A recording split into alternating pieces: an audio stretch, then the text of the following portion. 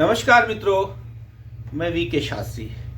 आज मैं आपको जो बताने जा रहा हूँ वो है कालसर्प दोष की कुंडली में। मित्रों, कालसर्प दोष वैसे तो कुंडली में जो देखा जाता है वो देखा जाता है राहु और केतु के मध्य में सारे ग्रह अगर आ जाते हैं तो उसे कालसर्प दोष कहते हैं। हालांकि कालसर्प दोष अगर वैसे देखें तो करीब 290 तरीके के कालसर्प दोष होते हैं और 12 बड़े दोष होते हैं कालसर्प के। अलग अलग भाव में अलग अलग राहु और केतु की जो प्लेसमेंट है उस हिसाब से ग्रह जो बैठते हैं उस हिसाब से वो योग बनते हैं। कालसर्प के दोष के बारे में आचार्य वाराहमिहिर ने अपनी पुस्तक में सर्प दोष के बारे में लिखा है और कालसर्प दोष की बात सुनते ही हम लोग पूरे के पूरे सब लोग एक्टिव हो जाते हैं।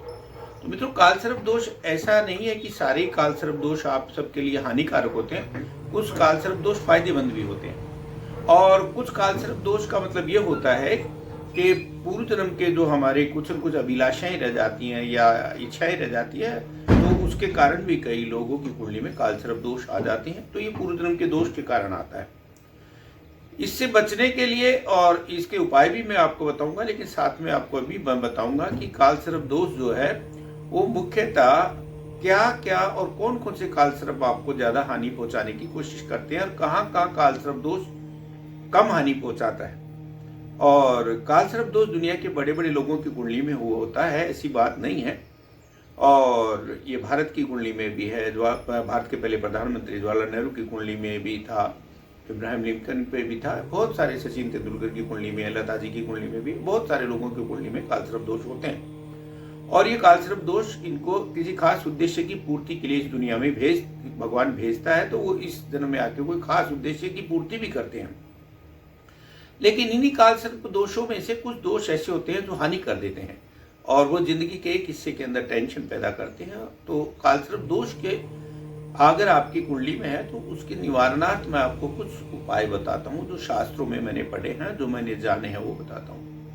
अगर आपकी कुंडली में सारे ग्रह राहु और केतु के मध्य आ गए हैं, यानी राहु और केतु, उदाहरण के तौर पे मेष राशि में राहु है और तुला राशि में अगर केतु है, तो फिर ये मान लेना चाहिए और सारे ग्रह आपके यानी कि सारे ग्रह, जैसे मीन राशि में कोई ग्रह नहीं है, कुंभ राशि में कोई ग्रह नहीं है, मकर राशि में कोई ग्रह नहीं है, धनु राशि में कोई ग्रह नहीं है, वृश्चिक राशि में कोई ग्रह नहीं है, यानी वृश्चिक, धनु, मकर और कुंभ एक साइड में ग्रह नहीं है। और जो दूसरे ग्रह है वो सारे के सारे ग्रह, जैसे मेष में राहु हो गया तो वृषभ में कोई ग्रह हो, मिथुन में कोई ग्रह हो, कर्क में कोई, सिंह में कोई, कन्या में कोई ग्रह हो, तो ये एक साइड में सारे ग्रह आ गए। ये सारे के सारे अगर इन भावों में है, मेष राशि में अगर राहु है और वृषभ राशि, मिथुन राशि, कर्क राशि, सिंह राशि और कन्या राशि तक, बल्कि कई बार तो तुला राशि के भी अंशात्मक दृष्टि से अगर कोई ग्रह बैठे हैं तो तुला राशि से आगे अगर वो केतु से आगे इधर कोई ग्रह नहीं और राहु के कोई पीछे कोई ग्रह नहीं, तो इस हिसाब का मतलब ये हुआ कि ये कालसर्प दोष बन गया।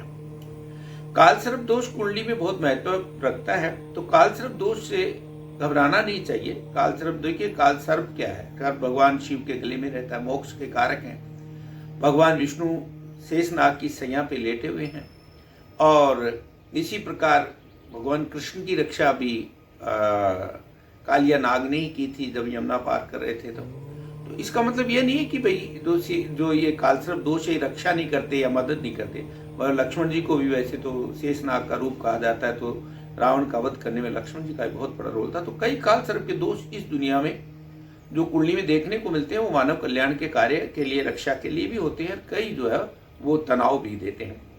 लेकिन तनाव राहु की महादशा या अंतरदशा में आता है और राहु से संबंधित जब दशाएं आती है, राहु और केतु के बीच में जब दूसरी दशाएं भी हमारी खराब आ जाती है, जैसे मान लीजिए चंद्रमा के आगे पीछे कोई ग्रह नहीं है, केमद्रुम दोष हमारी कुंडली में बन गया, या हमारी कुंडली में कोई चंद्रमा राहु के साथ आ गया, या कुंडली के अंदर मान लीजिए सारे ही नेगेटिव ग्रह है वो सेकंड हाउस में आ गए, है ना, या हमारे तीसरे, छठे और 11वें में शुभ ग्रह बैठ गए और इसी प्रकार केंद्र में हमारे राक्षसी ग्रह बैठ गए, तो ऐसी इस प्रकार से वो ज़्यादा बढ़ जाता है। तो अब देखने वाली बात यह है कि आपको कालसर्प दोष से बचने के लिए क्या क्या उपाय करने चाहिए। कालसर्प दोष से बचने के लिए कुछ मैं आपको छोटे छोटे से उपाय बता रहा हूँ जो आप अपने घर में कर सकते हैं।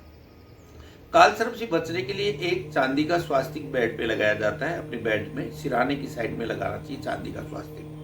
मोर की पांख अपने कमरे में रखना चाहिए, इससे भी कालसर्प दोष वालों को शांति मिलती है, लाभ मिलता है। भगवान शिव का रुद्राभिषेक महाकाल या त्र्यंबकेश्वर जाकर के किया जाए तो उससे भी बहुत फायदा मिलता है। इसी के साथ साथ जो लोग चांदी की कोई ठोस गोली अपने पास जेब में रखते हैं उनको भी कालसर्प दोष में शांति मिलती है। एक चांदी की डिब्बी में शहद भर के अगर जमीन में दबा देते हैं कुछ लोग तो उन्हें भी कालसर्प दोष से मुक्ति मिलती है। एक जटा वाला नारियल अपने ऊपर से 7 बार एंटी क्लॉकवाइज घुमाकर बहते हुए पानी में छोड़ने से भी कालसर्प दोष में शांति मिलती है। कालसर्प दोष में का प्रभाव तब कम हो जाता है जब केंद्र में बृहस्पति होता है। बृहस्पति जी महाराज केंद्र में हो जाए तो उतना दोष कालसर्प का नहीं रहता। बुध आदित्य योग हो जाए या पंच महापुरुष योगों में से कोई एक योग बन जाए, जैसे गजकेसरी योग है, रोचक योग है, मालवी योग है, बुध के साथ भद्र योग है, इस तरीके से शशांक योग है, अगर ये कुंडली में बन जाते तो कालसर्प दोष उतना हानिकारक नहीं रहता। कालसर्प दोष की पूरी जानकारी के लिए किसी योग्य विद्वान से मिलना चाहिए, लेकिन जो मैंने जानकारी जनरल आपको दी है वो कालसर्प दोष से बचने के लिए काफी है। माँ दुर्गा की उपासना करने से भी कालसर्प दोष की शांति होती है। भगवान शिव जो महादेव है मोक्ष के कारक, उनकी उपासना करनी चाहिए, उससे लाभ होता है। पर सारे दिन सरल सा उपाय अगर करना है तो ओम नमः शिवाय का जाप करें, चांदी का स्वास्तिक अपने बेड पे लगाएं, मोर की पांख अपने कमरे में रखाएं। कालसर्प के बारे में फिर भी अधिक जानकारी लेके फिर आऊंगा, तब तक के लिए नमस्कार। आपके लिए मंगलमय हो और कालसर्प से डरना नहीं चाहिए। कालसर्प जो दोष है ये हालांकि दोष बड़ा माना जाता है, लेकिन कभी कभी ये अच्छा फल भी देता है। बहुत सारे लोगों को राहु की महादशा में बड़ा लाभ होता है, तो ये कुंडली में किसी विद्वान से जानकारी ले लेनी चाहिए। सामान्य ये उपाय जो मैंने बताए ये करने से कालसर्प दोष की शांति होती है। और दूसरा, गणेश जी की पूजा या सरस्वती की पूजा करने से भी कालसर्प दोष में शांति मिलती है। नमस्कार, मैं वीके शास्त्री, फरीदाबाद। फिर मिलते हैं, तब तक के लिए नमस्कार।